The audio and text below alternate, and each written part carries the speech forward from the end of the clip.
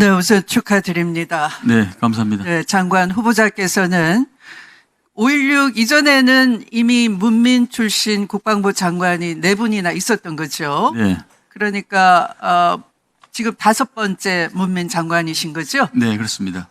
내란을 극복하고 문민 장관은 참으로 의미가 깊다 생각합니다. 어떤 도전이 있더라도 잘 극복해내시리라 저는 믿습니다.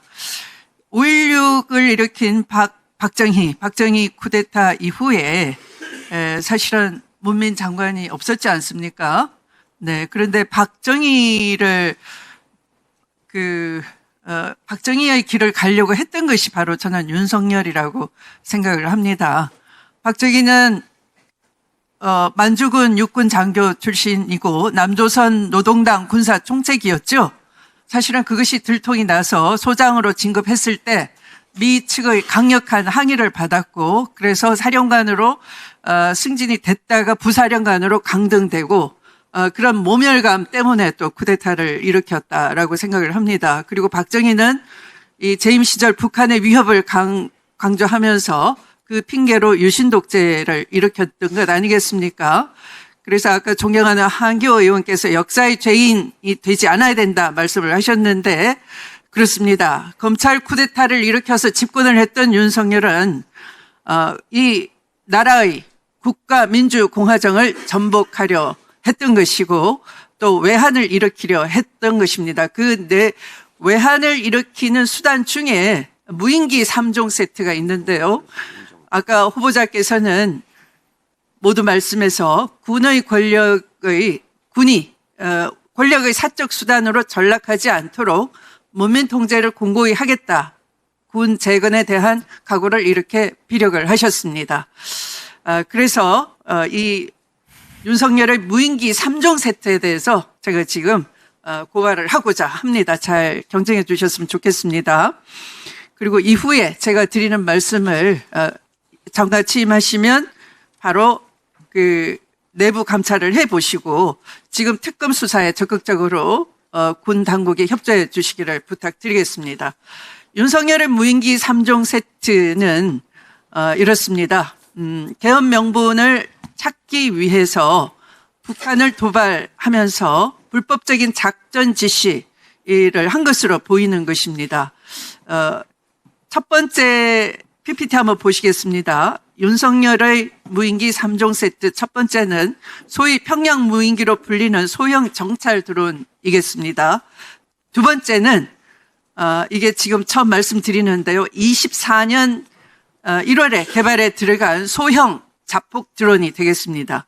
세 번째는 23년부터 준비는 했지만 불발이 된 것으로 보이는 노상원의 해론 무인 정찰기 이렇게 3종 세트가 되겠습니다.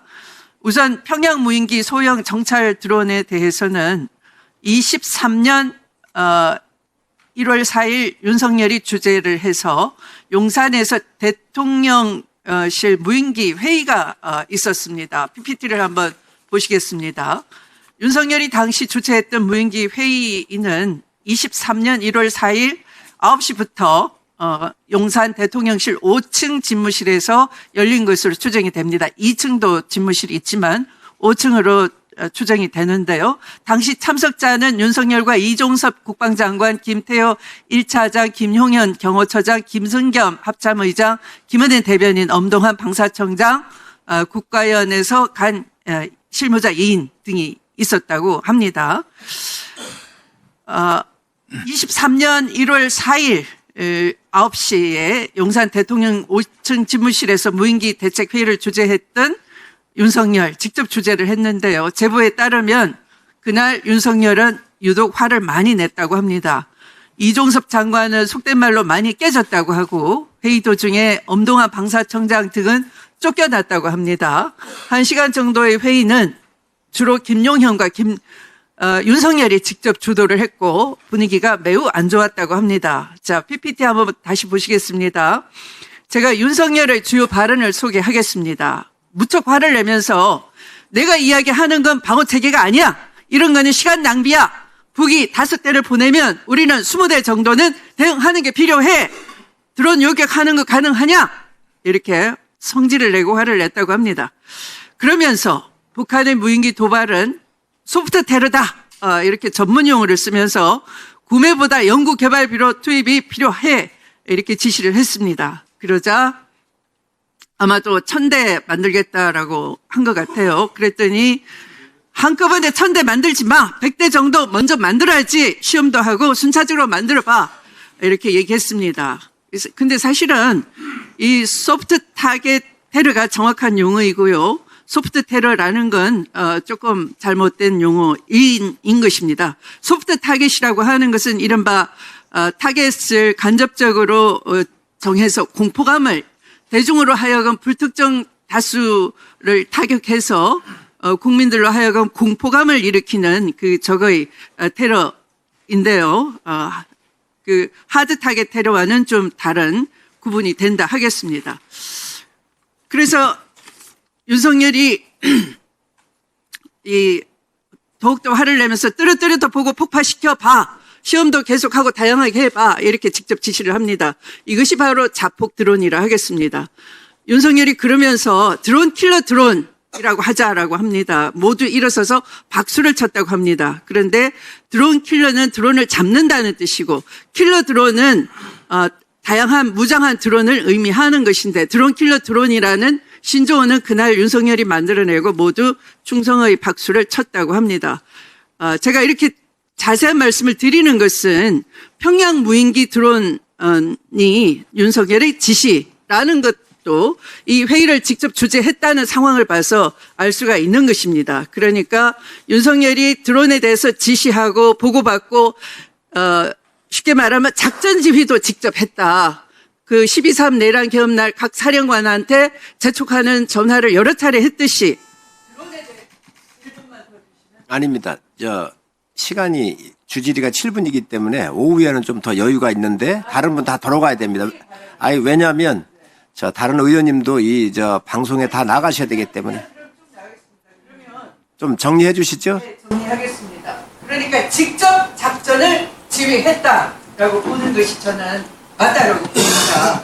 드론을 침투시킨 것도 윤석열이고 그 결과를 보고받고 박수를 친 것 정도가 아니라 그 항로 또 어디를 타격하라 특히 김정은의 그 저택으로 알려진 곳도 윤석열이 지시했다라는 추정이 가능한 것이 바로 이 회의가 상징적으로 보여주는 것입니다.